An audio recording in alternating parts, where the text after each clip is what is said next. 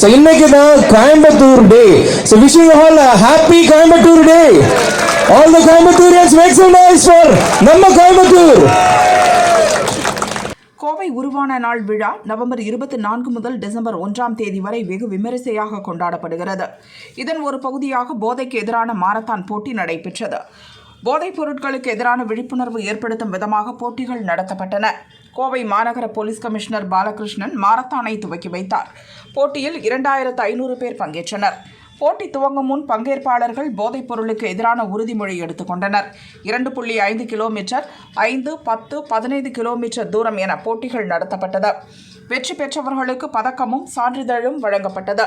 Marathon போட்டிகளை தினமலர் நாளிதழ் இணைந்து வழங்கியது. போட்டிகளில் குழந்தைகள் முதல் பெரியவர்கள் வரை ஆர்வத்துடன் பங்கேற்றனர்.